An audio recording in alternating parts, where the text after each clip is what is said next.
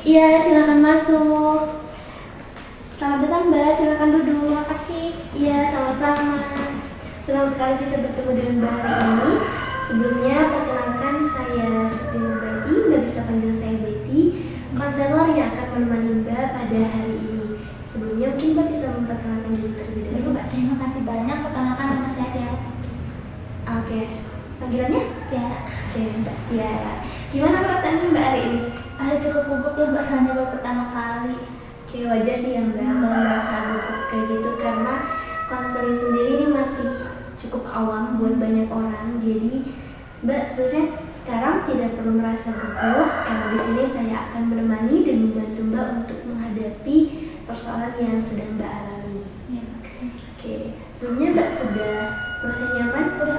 Benar, udah nyaman sebelum kita lanjut ke konseling selanjutnya? Udah? Oke, kalau seperti itu saya mau tahu nih hal apa yang membawa Mbak datang ke sini?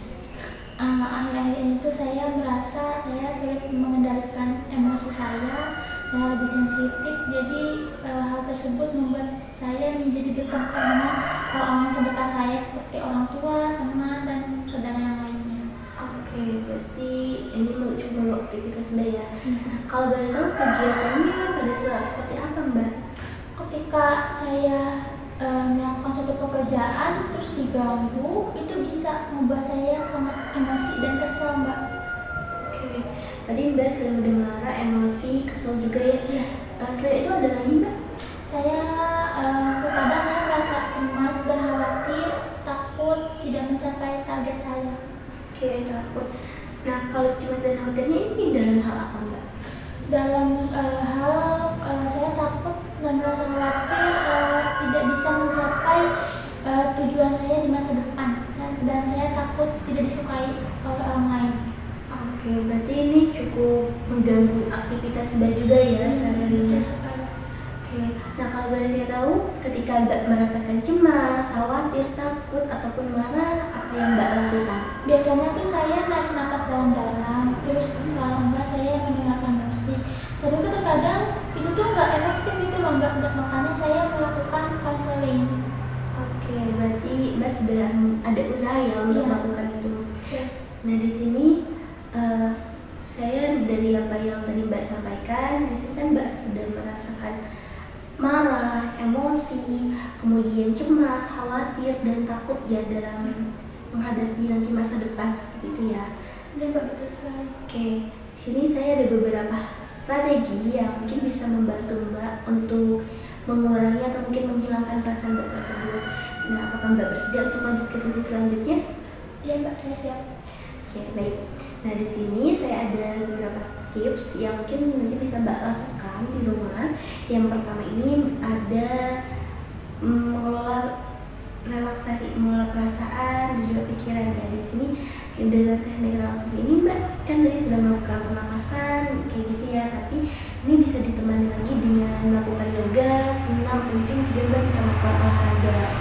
Terus yang kedua nih, kalau misalnya tadi yang pertama ini Mbak merasakan belum ada perubahan sedikit pun, Mbak bisa melakukan yang kedua. Yang kedua ini adalah manajemen stres, di mana Mbak ini mengelola pikiran Mbak, kemudian kegiatan Mbak, agar tidak semua hal menjadi pikiran Mbak dan ini berakhir menjadi stres kepada diri Mbak.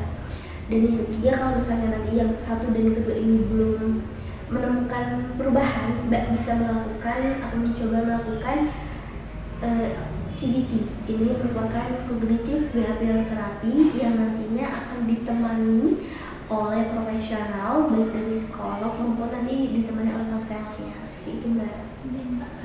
Saya akan melakukan teknik relaksasi dan mencari tahu tentang CBT yang sudah Mbak jelaskan tadi. Oke, baik, bagus sekali.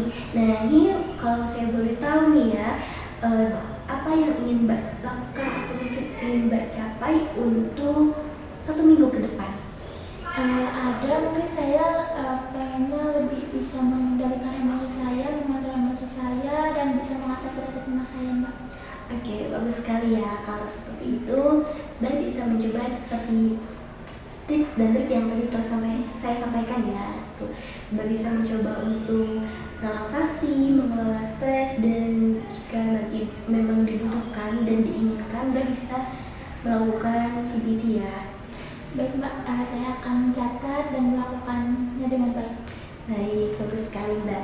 Nah, tapi perlu diingat ya Mbak bahwa untuk melakukan kegiatan ini tidak ada yang namanya instan. Jadi Mbak pasti akan melalui proses. Jadi nanti kalau misalnya Mbak merasakan belum ada perubahan ketika 1-2 kali melakukannya, Mbak harus bersabar dan mencobanya lagi agar nanti bisa mencapai tujuan yang memang ingin Mbak capai seperti itu ya.